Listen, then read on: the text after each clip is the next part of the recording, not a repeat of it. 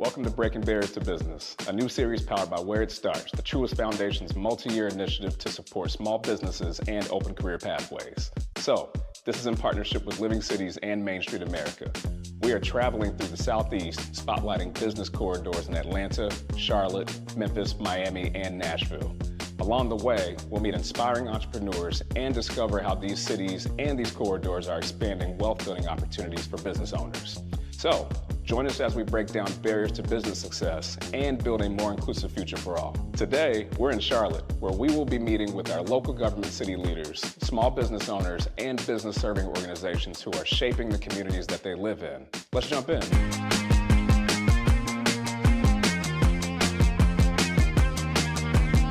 The historic West End corridor is a vibrant corridor. It's 8.8 miles, the majority of which are businesses. So that Betty's Ford Strip is predominantly businesses, small business owners. It's also the home to the only historically Black college or university in the city with Johnson C. Smith University. And so as times have evolved, the challenges that the corridor faces are around narrative. There's some safety concerns. Just as people are being displaced, or displacement of businesses and residents has been a challenge because of gentrification or urban renewal. Access to capital for small businesses is a challenge.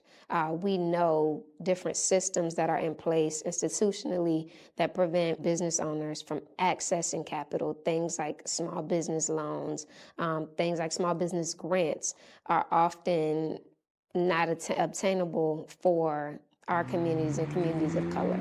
And so we've been able to work with Main Street and the city to find unique ways to support our businesses and create opportunities for business owners. Working with Main Street has been great in terms of informing our approach to revitalizing the corridor. We've been able to bring in and help to sustain different business types based on community need. We've been able to rely on Main Street for some technical support, some financial assistance. It's just been a great and beneficial partnership. I think the business that you all will be seeing is Chicken and Ribs, original Chicken and Ribs. And Chicken and Ribs has been in the corridor over 50 years. And they're in the Green Book from 1963. They're a legacy business. And so you see Black entrepreneurship passed down generationally to where now the business is still a family-run, family-owned business. And we've been, their owner sits on our business council, so helping to inform decisions so that we can grow opportunities in the corridor, but also not lose that important cultural context. My name is Jermaine Blackman, the owner of Original Chicken and Ribs, 1100 Beatties Ford Road, Charlotte, North Carolina. My grandfather chose it, put it here in 1952. And the reason why he chose the area is just because of segregation back in the 50s.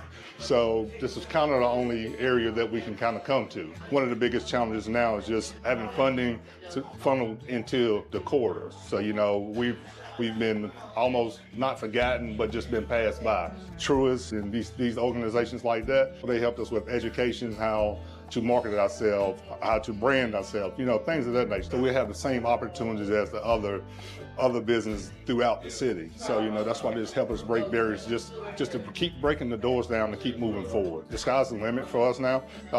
In the near future, we're getting ready to launch a food truck, you know, to spread it around through the community, which we'll be launching in about 2 months.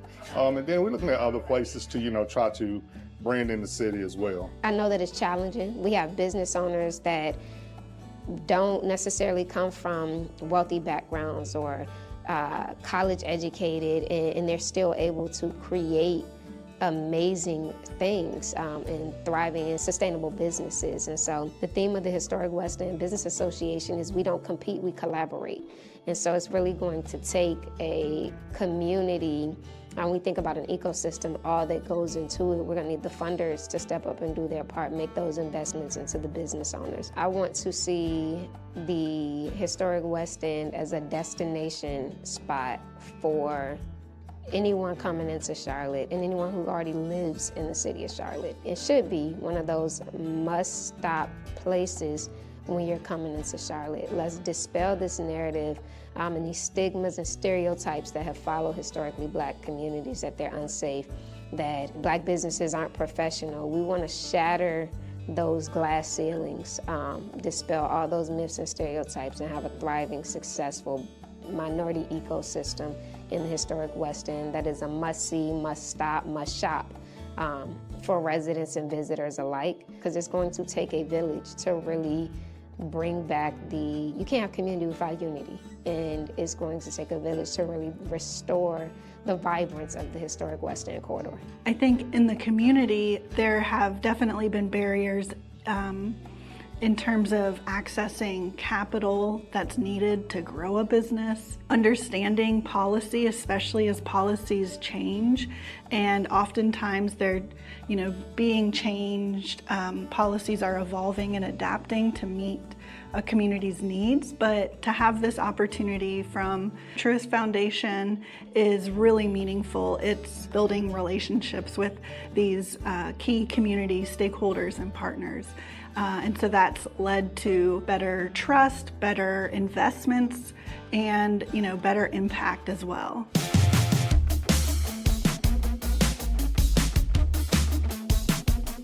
Sugar Creek is interesting because it kind of sits in the middle of some very historic properties.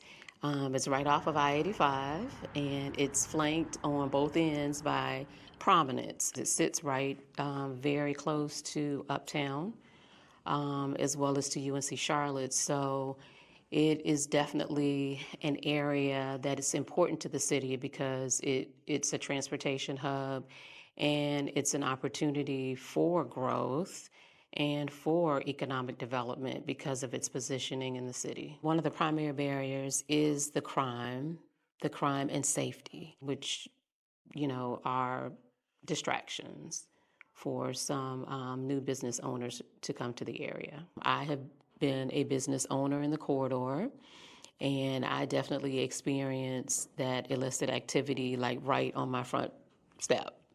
And it definitely created a barrier where customers did not feel comfortable coming to my establishment, and thus I had to temporarily close. Being connected with Main Street America and Living Cities has definitely been a tremendous positive impact on Sugar Creek Corridor. To me, growth comes with knowledge.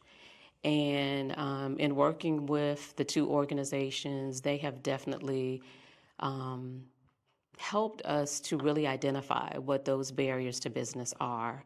And working in collaboration with them in the city, they have helped to strengthen that relationship with the city of Charlotte, where we have done some strategic planning and have really started digging deep into what are the barriers to business, identifying them, and creating strategic plans to tackle them. With that, we've created some stronger partnerships with CMPD, the community, and we've had access to a lot of grant opportunities, as well as funding for the small businesses and access to just all of the needs that the small businesses need in our corridor. Hi, I'm Erica Williams, and I am a co-owner of the Chicken Bites Cafe located in Charlotte, North Carolina. We actually have been in the Charlotte area for almost 26 years. We started out in a little bit farther down Sugar Creek area on North Tryon. I can say just at the start of it is definitely staffing. Finding individuals that are willing to work and be available. Also, just unexpected expenses. Being a business owner in a size of a building this size, there's unexpected expenses that you may have with the air condition or just different things that sometimes when you're a business owner you don't think about. One thing about Alicia with this program that we're in has been she always is giving us opportunities and giving us opportunity to share what we can do to enhance our business.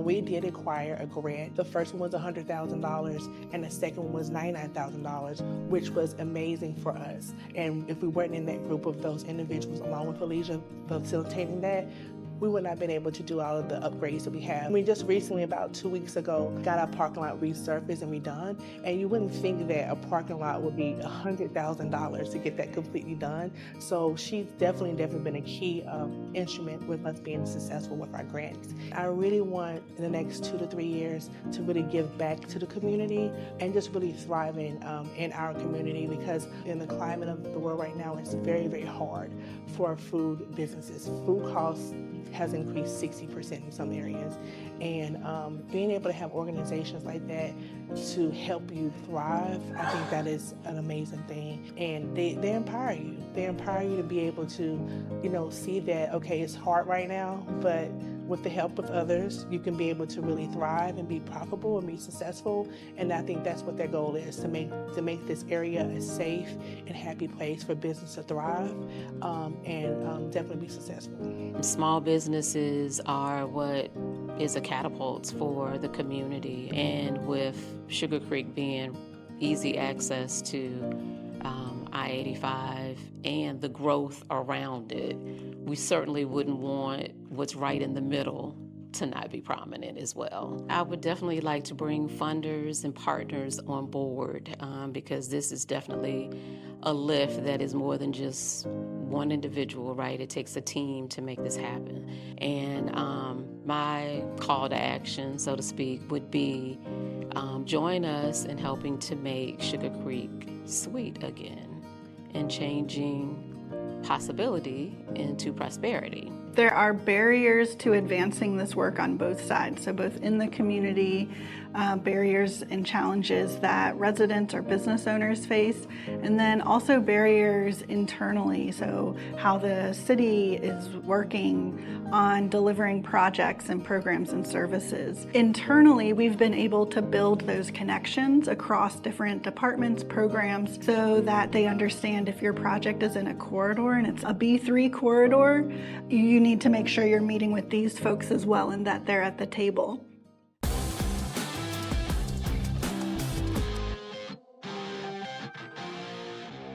So some of the unique characteristics of the West Boulevard corridor, I would say it's very rich in culture and history. There's a lot of African American history throughout the community.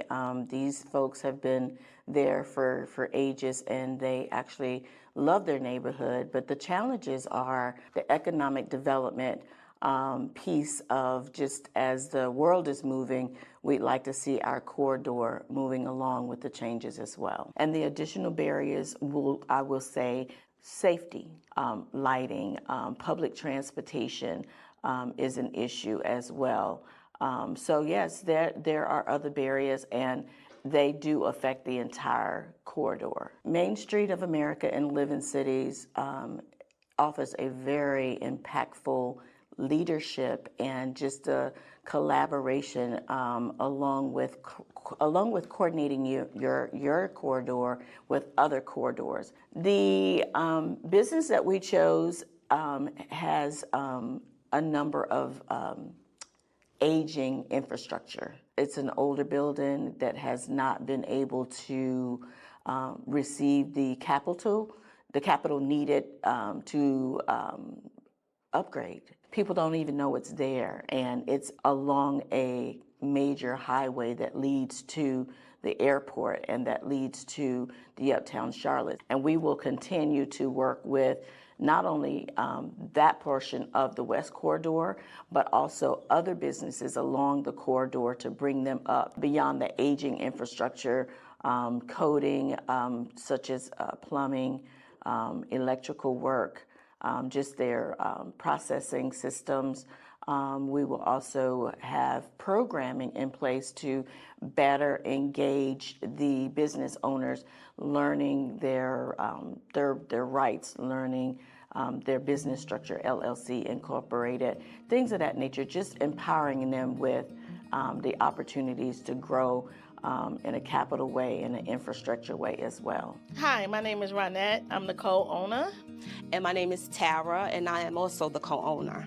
And we are TNR Beauty Supply. What inspired us was we wanted to have a Black-owned beauty supply store that can connect really well with the community. So when you walk in here, we can relate. I would say one of the issues we had was securing a loan. Also, as far as this neighborhood, the foot traffic, as far as exposure.